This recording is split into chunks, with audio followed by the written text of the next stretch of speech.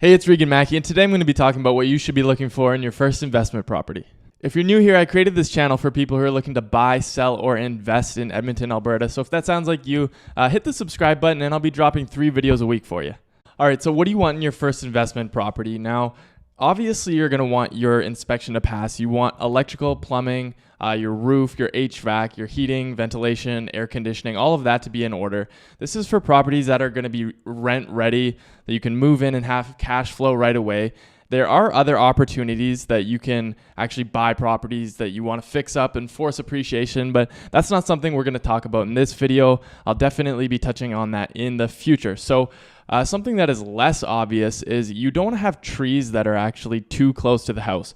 If you end up with big trees that are a foot, 2 feet close to your foundation, they may not cause issues now, but 5 years down the road, 10 years down the road, as those roots grow, they can actually cause a lot of damage to your foundation. So that's just a quick, simple tip for you to look for. You don't want trees too close to your foundation. Now, moving forward, you're going to want to be in a good neighborhood. Now, this doesn't only mean lower crime rates. Obviously, you want lower crime rates, but you want to be in a neighborhood that is close to a hospital, a shopping center, or a university. This will guarantee that you will always have people wanting to rent off of you, assuming your property is in good enough shape to rent. But you're always going to have people that are working in these busier centers, and they're going to want to be close to their jobs. So this is a really easy way to guarantee you're always going to have people wanting to rent off of you.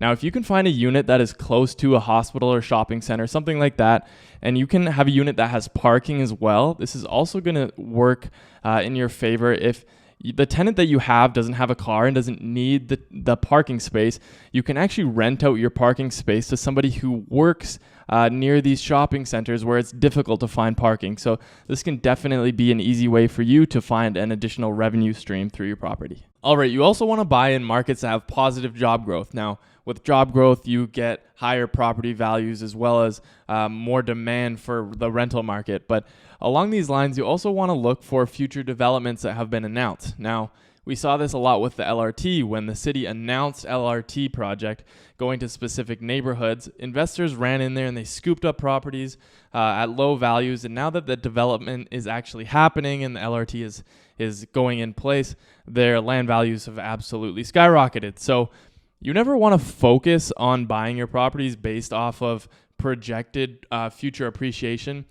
You want to make sure that your investments make sense now, and if the market never goes up, you're still going to be in a good place. But if you play it right with cash flow and property that have appreciated, you're going to be in a great position. In addition to natural appreciation because of developments and things like that, you can also look for opportunities to force appreciation through doing things like adding bedrooms or square footage. Now, as I said, I'm not going to dive deep in this video, but just so you know, that's a strategy, and I will be touching on that in the future. You also want to be working with a realtor who's doing CMAs for you, making sure that you're buying at the right price and your comparables are actually comparables. They're not something that's worth a little bit more and skewing your numbers. So make sure that your realtor is doing a CMA for you. Obviously, this should go without saying.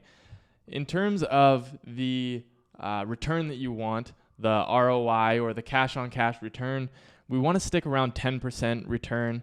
Now, some people want higher than that. Some people are happy with less than that. But if you're unsure how to calculate this, I will link a video right up at the top. I covered how to get your ROI, your cash on cash, and your cash flow.